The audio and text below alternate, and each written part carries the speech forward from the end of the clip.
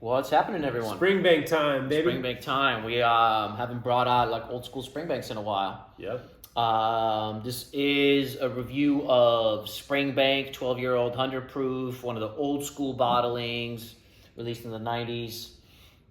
Pretty much, if you want to take two bottles of Springbank and say like define old school Springbank, it would be the old 12-year-olds and the old 21s. Yes. They were kind of define it. They're not, they're just exact what Springbank really was back then, right? There's obviously very special bottlings like the Millennium series and the local barleys and many others, right. Different vintages and stuff. But if someone's like, I want to experience old school Springbank, give me a couple bottles to go get. I'd say get an old school 12 and an old school 21. Absolutely. And 21 dumpy. Yeah. Either Archibald Mitchell or John Mitchell, if you can. Yeah. If you can. If not, a tall bottle. But Yeah. Now, there are a million different versions of these old 12-year-olds. Yes. This particular 12-year-old is going to be a 50% ABV 100 proof.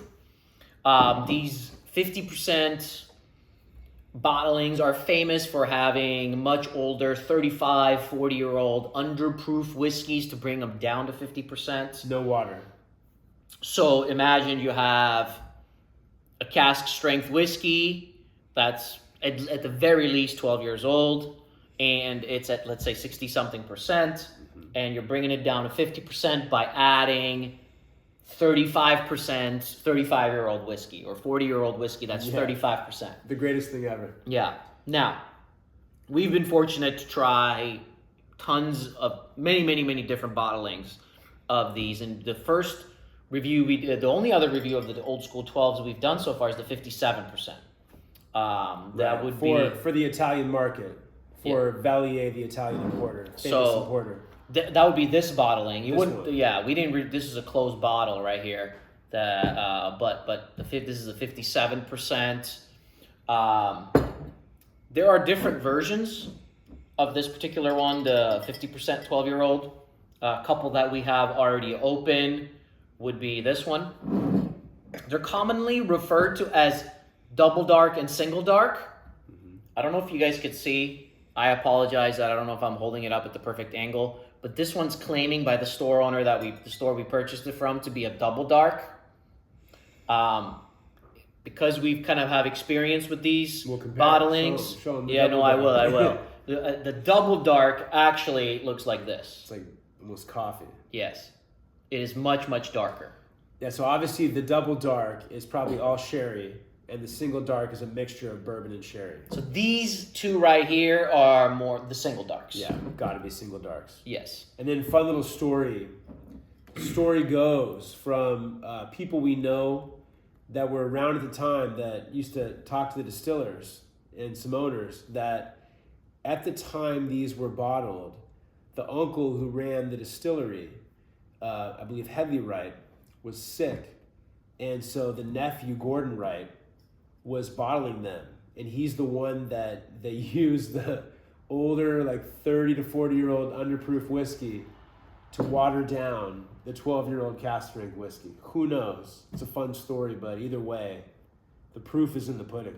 So the bottle the double dark is the one where, there's no proof of this, but the double dark is the one that's kind of extremely famous for having that really old school 40-year-old juice. Really, like 35, maybe 40-year-old sherry. Yeah. Like nutty sherry. It's pretty A good. mistake some people make is they tell the same story with this 57%. So this 50%, this is 57%. Right. A lot of people tell the same story of they used older whiskeys to bring it down with this 57%. Well, that story, or, we're almost certain that it's a fact, but that's more due to these bottlings, the ones that are dropped down to 50%. Not saying it's not the case for the 57%, but the 50% one is the one that's kind of, and you could taste it. Well, you have to add a lot more to get it down to 50%. Correct. and you could really taste like it. in here, this tastes like a 50-year-old. Like it's unbelievable. It's nuts. It's unbelievable. Yeah. Absolutely. Yeah.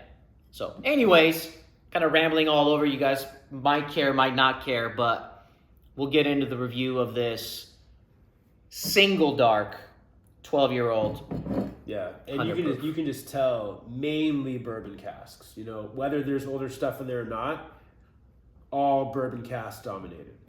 Yeah, if I had to guess, this is like a 70-30. 75-25, 70-30 with mainly bourbon.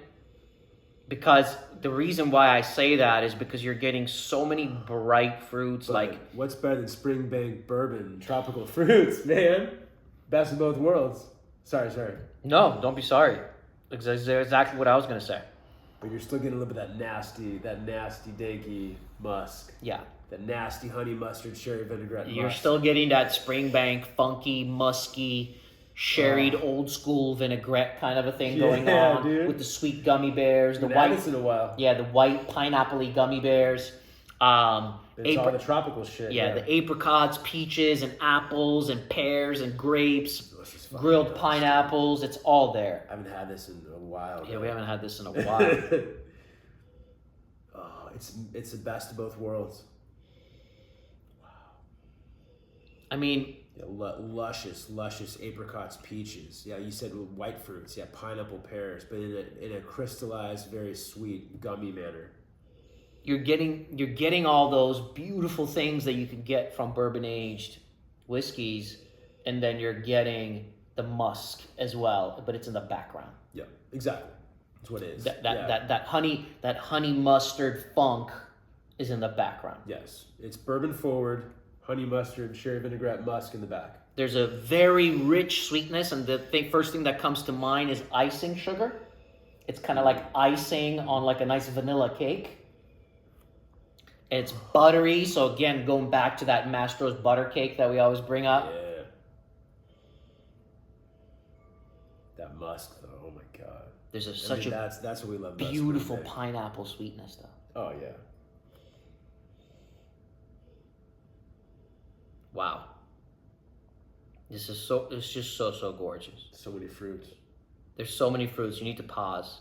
Because if you really start focusing in, you can even get fruits like kiwi and guava and mango. Everything, man. See, it was so... It's like there's no words for it. It was so sweet pineapple and like apricot peach at first. At first, now it's shifted.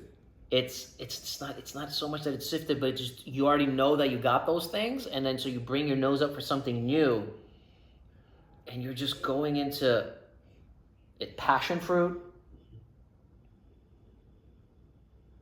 There's so much fruit. There's so much fruit.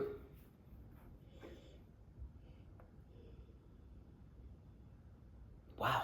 Oh my god. Stunning.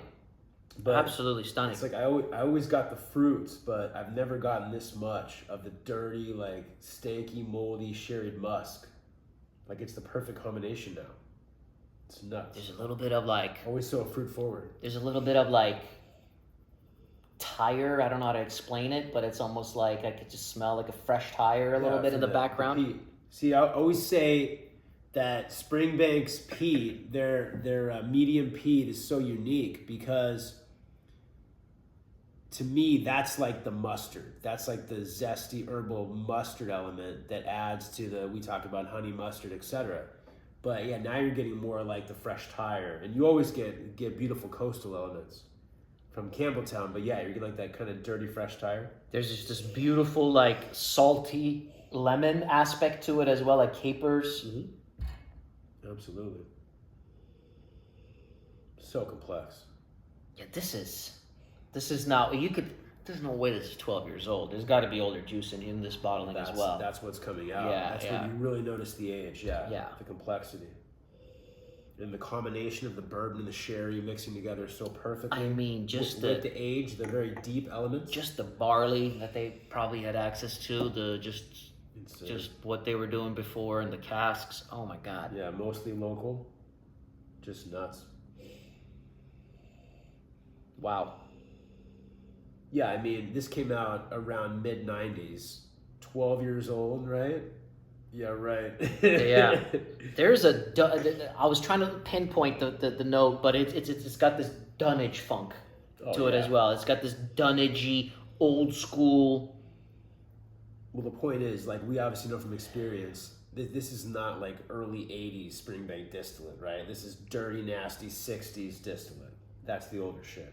Oh, yeah, no, dunnage, like deep underground, danky, humid, as crazy. That's what I'm saying. I've never gotten Humid. It's that, like, that much of the musk. I was thinking humidity. sauna. I was thinking Yeah. walking into a sauna, kind of like, just like dunnagey, humidy, like, it's just so fruity, dude. Or how about like a European Oloroso steam room?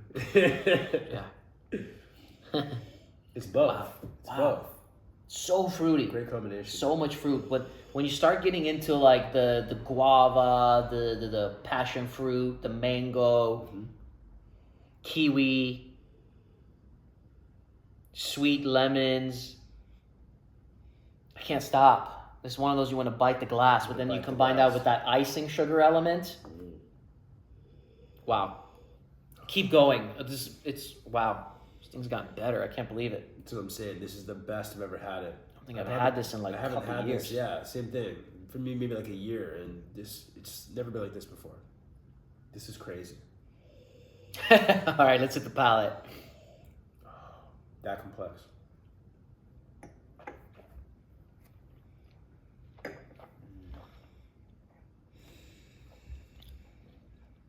Oh man.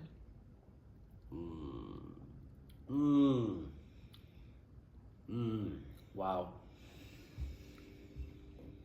Salivating.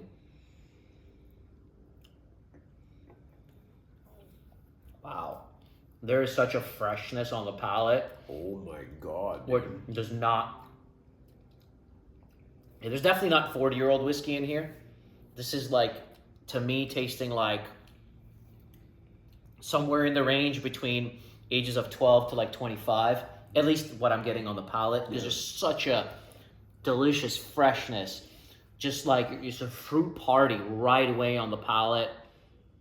You're getting like beautiful coastal elements. You get a little bit more of that Springbank style peat on there. Yeah. Oh man, those like salty sweet kind of lemon kind of flavors with the ocean breeze. Oh, That's like biting into 1,000 of the juiciest, most luscious fruits ever. Yes, man. So just juicy stunning. and fruity. It's crazy. It's like the texture is the juicy, fruity, fresh fruits, but the depth of flavor.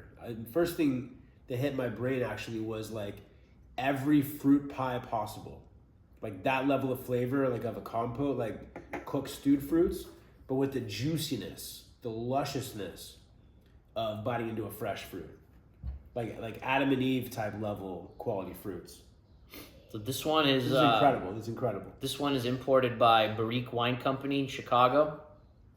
Yeah, so like that'd be the key is if we knew the order of importers to try to find single dark versus double dark. Yeah. Like we have a friend who's told us that the single dark came out in 1995, double darks came out later, 3-4 years after, but we don't know for sure. It's hard to research. When it comes down to it, you guys, when we're comparing these bottlings, and the reason why we brought them all out, when you're comparing this stuff, Springbank was not the company, and it's still a company where like the 12-year-old's different every time. The 21's different every time. The They're 18's different every time. Experimenting like It nuts. was that times 100 back then. Yeah. Back then it was like couple guys hanging out there drinking on the job site. Yeah. Like, all right, Trying this different one, shit, yeah. let's top this one off with this. Let's top this one off with that. Yeah. So every bottling is going to be different. We've yet to have anything as many old school Springbanks, which is more than anything else that we own. We've yet to have gotten something that was less than spectacular. Less than epic. Yeah. Yeah. Now I'm getting so much honey mustard cherry vinaigrette in the palate, man. It's nuts. Again, those luscious tropical deep complex fruits are always the foreground, but wow. No, yeah, like Narby said, you can't go wrong. And you have to get different versions to compare them to maximize your full experience of Springbank. But everything they did was a home run, man, back then. It was insane. It's just stunning. It's bothersome. But you're right. Like even today, right? Like the 21, the 25, they mix how much rum's in it, how much sherry's in it, how much bourbon's in it. They're still messing around. These by the way, pricing wise, these go for around $3,000 to $4,000 now. But the old Springbank, man, just stunning. That's why we're so into it. Two things that we're just so crazy over, where it's like worth not buying a house to just own. It's Old Bromore. Yeah, exactly. And Old Springbank. Yes, sir. Wow. Just the way, the level, and the quality, and the way their medium peat was integrated with all the other flavors is just masterful. Mike, love all this junk on the bottom too. Love that shit. Look at all that cask left over. Fuck yeah, dude. Oh yeah. Non-chill filtered, baby. Fuck wow. It's kind of whiskey. Like we're doing a review, and we should be like focused on you guys and keeping it as short as possible. You just get lost. You get lost. We're not stupid. We know that a review is supposed to be 3 to 4 minutes long. People don't watch any longer, but we don't care. This is just it becomes. These kind of reviews are for the whiskey nerds. Adventure, a dream. Yeah. I don't want to finish it. Probably won't have another dram from this bottle for at least another 6 months to a year. Mm-hmm. These are whiskeys that they hold up. Once the whiskey's above 50% or higher, they tend to hold really, really well for a really, really long time.